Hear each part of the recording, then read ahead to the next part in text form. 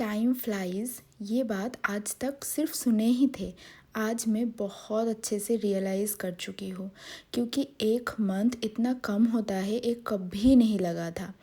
तो आज हम लोगों का इंडिया आने का 1 मंथ कंप्लीट हो रहा है और आज हम लोगों को वापस भी जाना है क्योंकि 1 मंथ का छुट्टी था और वो भी ख़त्म हो गया। तो घर को एक बार अच्छे से देख लिया, बट अंदर से इस बात का भी खुशी है क्योंकि कुछ मंथ बाद ही फिर से वापस आएंगे इंडिया, ऑलमोस्ट 3 मंथ्स। तो हम लोग सब एक साथ निकल पड़े हैं। मेरे मम्मी एंड मेरे पापा भी आ गया हम लोगों को एयरपोर्ट छोड़ने के लिए। हमारे घर से एयरपोर्ट का डिस्टेंस ऑलमोस्ट 200 किलोमीटर, तो लॉन्ग जर्नी। तो हम लोग निकल पड़े हैं और गप्पे शप्पे मारते हुए हम लोग चले जा रहे हैं रास्ते पे। सब साथ में ही है तो अच्छा भी लग रहा है। जब हम लोग टिकट कर रहे थे घर आने के लिए तब हम लोगों को लगा कि 1 मंथ काफ़ी होगा, बट यहाँ आने के बाद मुझे ये रियलाइज़ हुआ कि 1 मंथ कभी काफ़ी नहीं हो सकता है। घर वापस आके 2-3 महीना रुकूंगी फिर शायद थोड़ा सा शांति मिलेगा। तो लॉन्ग जर्नी है, खाते पीते पिकनिक मनाते हुए हम लोग चल रहे हैं। बहुत सारा खाना एक साथ लेके हम लोग आ चुके हैं।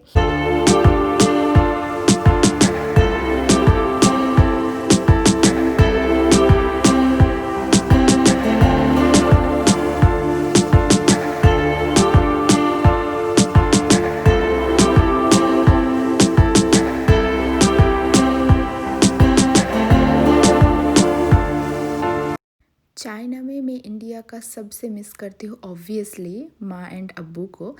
और दूसरा जो है वो है मिठाई।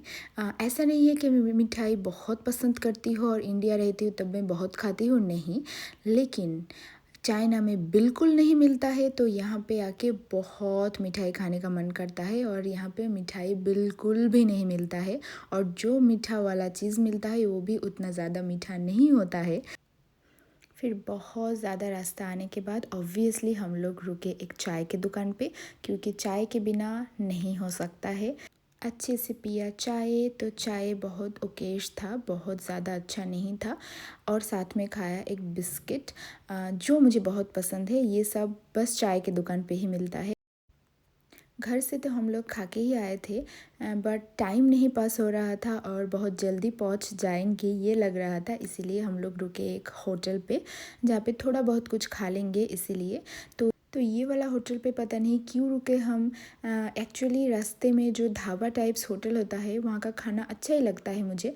तो ये वाला जो होटल है यहाँ पे अच्छा खाना मिलता है ये मैं पहले भी सुनी हूँ, बट हम लोगों को बिल्कुल अच्छा नहीं लगा। जो खाना था बिल्कुल टेस्टी नहीं था, बहुत ही ज़्यादा बस बटर दिया हुआ था, दैट्स इट। फिर खाना खाने के बाद एक कप चाय पिया और हम लोग निकल पड़े फिर से। और थोड़ी देर बाद हम लोग मोद्धम ग्राम करके एक जगह है वहाँ पे आके एक शॉपिंग मॉल में घुसे थे क्योंकि हम लोग घर पे ही हमारा नेक पिलो जो है वो छोड़ के आ गया गलती से। तो नेक पिलो चाहिए मुझे, बहुत लॉन्ग जर्नी है इसलिए वही ढूंढ रहे थे। इतना बड़ा शॉपिंग मॉल में एक भी नेक पिलो नहीं मिला हमें अनफॉर्चुनेटली। फिर वहाँ से हम लोग निकल पड़े।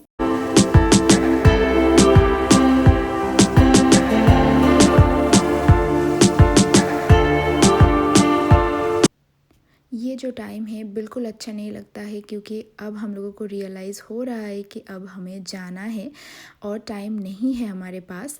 तो थोड़ा सा एक साथ फ़ोटो खींच लिया एंड इसके बाद थोड़ा सा और टाइम रुके क्योंकि हमारे फ़्लाइट हो गया था डिले।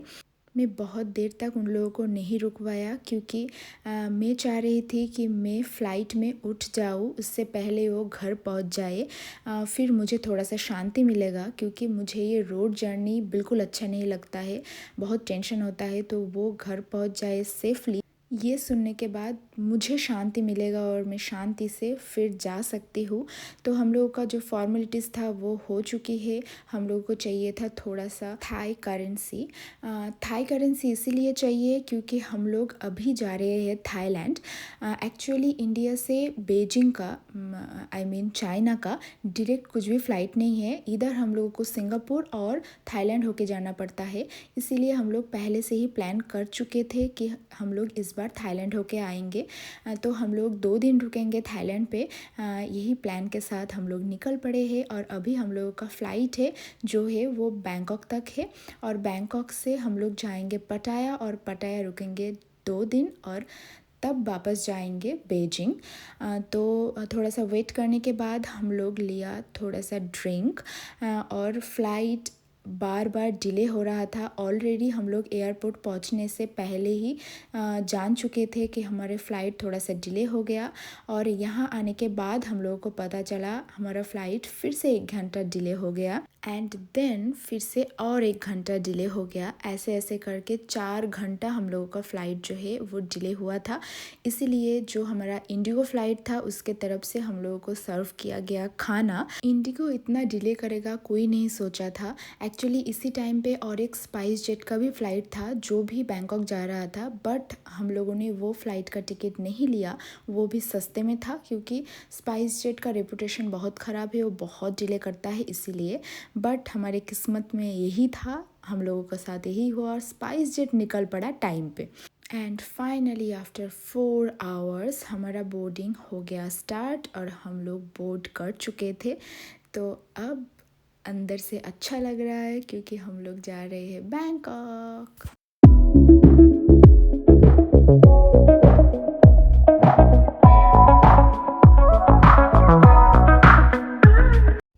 ऑलमोस्ट 2.5 आवर्स जाने के बाद हम लोग पहुंच चुके हैं बैंकॉक और बैंकॉक में हमारा कैब पहले से ही बुकिंग था।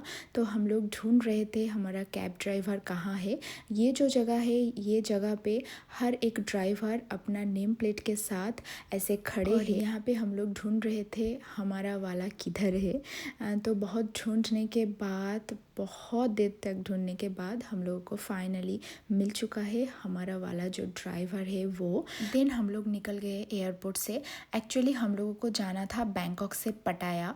हम लोग पटाया में रुकेंगे 2 दिन के लिए। तो ये जो कैब हम लोगों को पहुंचाएगा पटाया। तो पटाया बैंकॉक से ऑलमोस्ट 150 किलोमीटर की दूरी है if I am not wrong. तो ये सिर्फ 1.5 घंटे में हम लोग पहुंच गए। एक्चुअली बीजिंग में भी ऐसा ही होता है कि जो कैब होता है, टैक्सी, ये सब बहुत हाई स्पीड में चलाता है और रास्ता भी उन लोगों का इतना स्मूथ है, कुछ पता भी नहीं चलता है कि कितना स्पीड में वो गाड़ी चल रहा है। तो इतना जल्दी हम लोग पटाया पहुंच गया। एक्चुअली पूरा रात हम लोग जगे हुए थे तो थोड़ा सा नींद भी आ रहा था, तो तब मैं थोड़ा सा सोई भी थी उस कार में। And that's it my today's vlog. And बाकी का जो थाईलैंड का पार्ट है वो आप नेक्स्ट वीडियो में देखना, ज़रूर देखना। Thank you so much, love you all.